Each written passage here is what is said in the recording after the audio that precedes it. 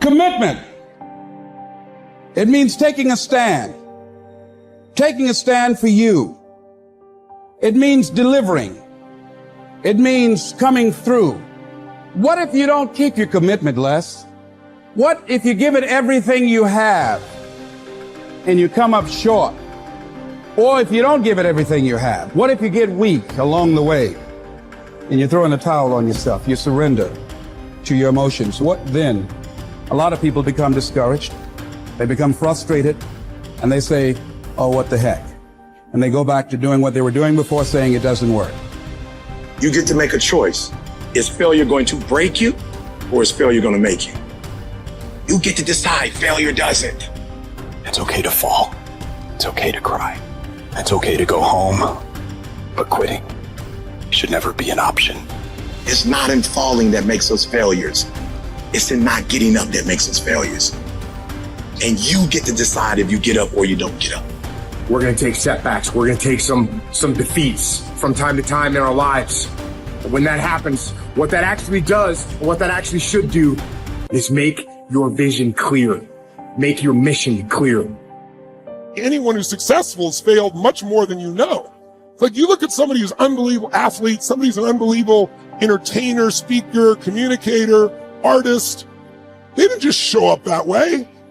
They are being rewarded in public for what you practice in private consistently. You might want to jot that down. We're all rewarded in public for the things that we consistently practice and refine in private. And so you see that person, you think they're a genius, but if you watch, they've been failing more than anybody else. They just failed more often, so they learn quicker. You got to tell yourself, despite the circumstances, the situations, you have to tell yourself that I'm not going anywhere until I get to go. Until I make my dreams become a reality, I'm not quitting. I don't care how much money I have to invest. I don't care how much time I have to invest. I'm going to continue to do this until I become successful. You can pretend that you care, but you can't pretend that you're there. The only way you can be there is to show up. And what I'm asking you to do for me, you will never be a failure if you show up every single day. Every single day when I come, I show up and I let failure know. Failure is not an option. You can't even let it sink into your brain, not even a second. You have to know that this thing is going to work. Come hell or high water, whatever it is that I set out to do, it may not happen in 6 months, it may not happen in a year, it may not happen in 2 years, but at some point, my dream is going to become a reality. I can accept failure. Everyone fails at some point, but I cannot accept not trying. When you've tried your best, when you've given 120%, you should never feel bad. You pick yourself up, you look at it from another perspective, you come up with another solution, and you go at it again. You're a problem solver. You're not soft. You're not weak. You don't quit. You don't surrender. You fall 7 times, you get up 8.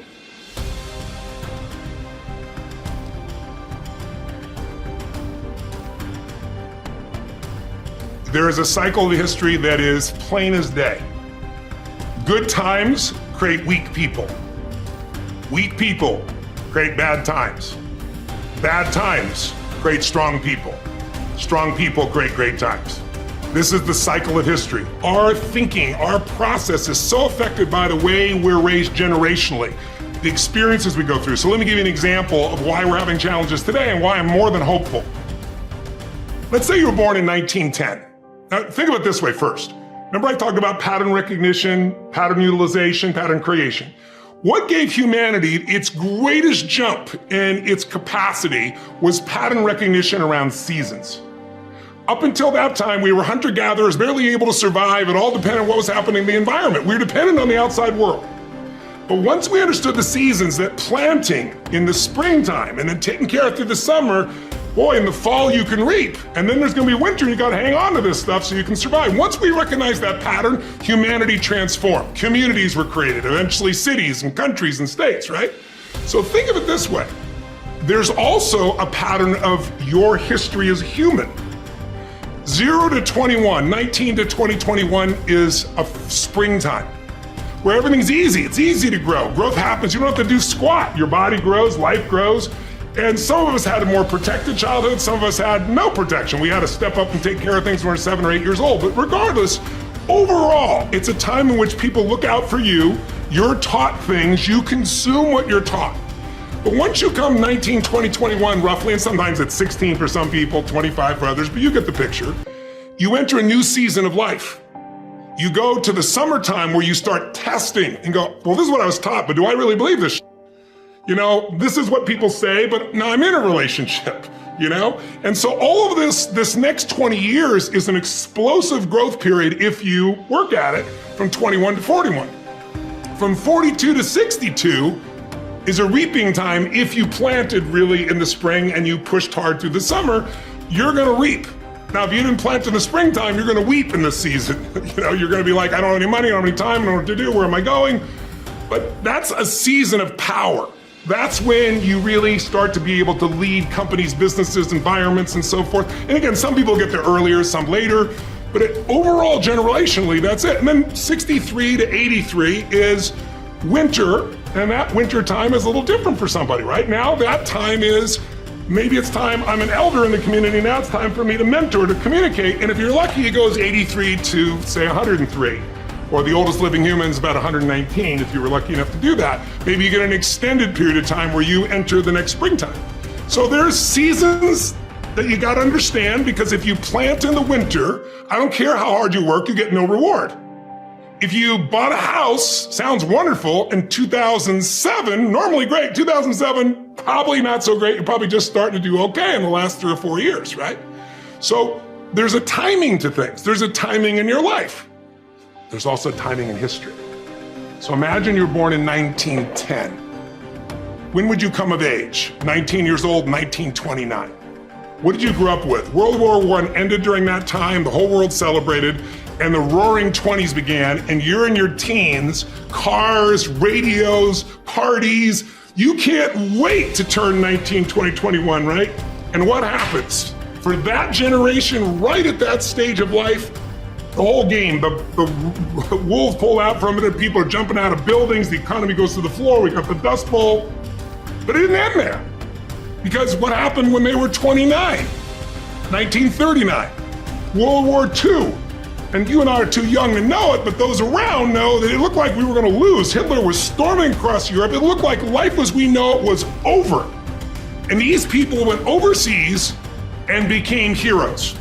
They faced such unbelievable, they were thought as flappers, they were thought as weak, they were a lot like a lot of the generation that you see today, the Z generation, not so much because they're just coming up, right? But the millennial generation, by older people, I see them as weak, they're snowflakes, they're this and they're that, but they have technology, they have insights. And when the outside world is demanding enough, not yet, because they're still fearful, they will grow.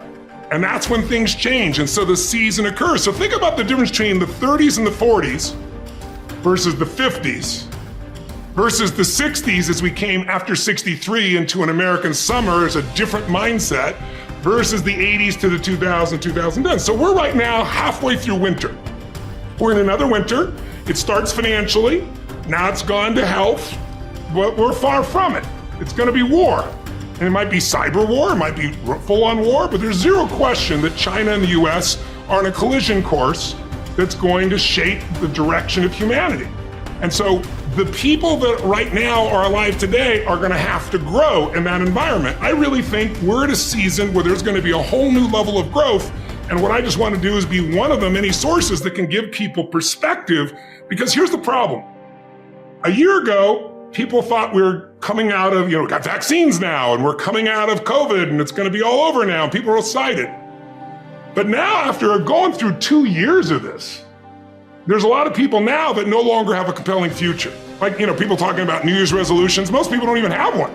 Because it's like, they never followed through anyway, right? But at least they had something to look forward to. They're starting to get into learned helplessness. Learned helplessness is when something is so bad over and over again, you start thinking the problem's permanent. No problem is permanent. Or you start thinking the problem's pervasive because I haven't handled my finances, my whole world's over. Or because my relationship's bad, my whole world's over. Your life is bigger than that. Or all this is happening because there's something wrong with me. When you get to that point, you stop trying. And so my goal right now is to shake that up for people. People need a new perspective, and you can't do it by just sitting and thinking. You gotta move your body, you gotta change your energy and your focus, because low level of energy, I don't give a damn how smart you are, you're not gonna use all your ability. But if I get you into a higher state of being, mentally, emotionally, physically, then all of a sudden you start remembering who you are and you start coming up with answers that you never even thought were possible before.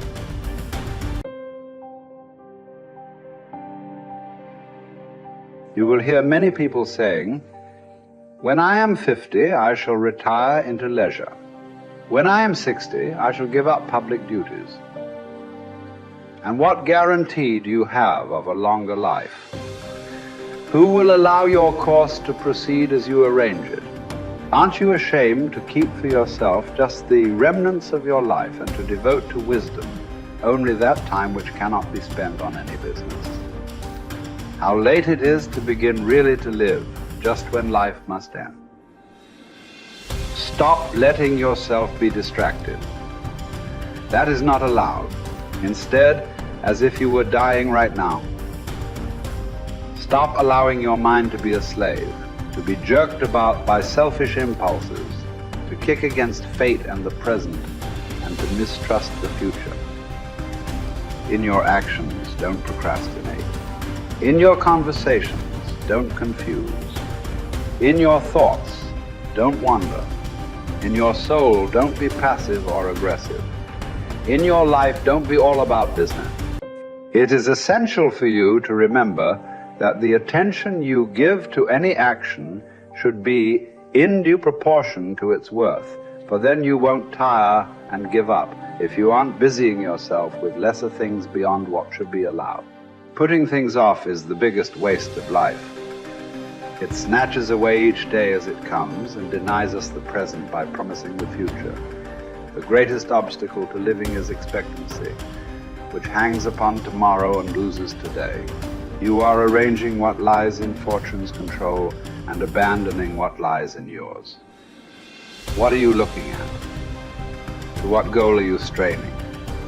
The whole future lies in uncertainty. Live immediately. The best livelihood, particularly for the strong, is earning a living from the soil, whether you own your land or not. Many can support their families by farming land owned by the state or private landowners. Some even get rich through hard work with their own hands.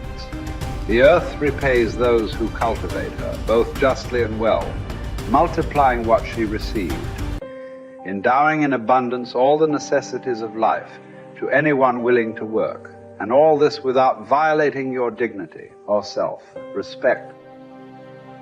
Generally speaking, if you devote yourself to the life of philosophy whilst tilling the land at the same time, I couldn't compare it to any other way of life, nor would I prefer any other livelihood.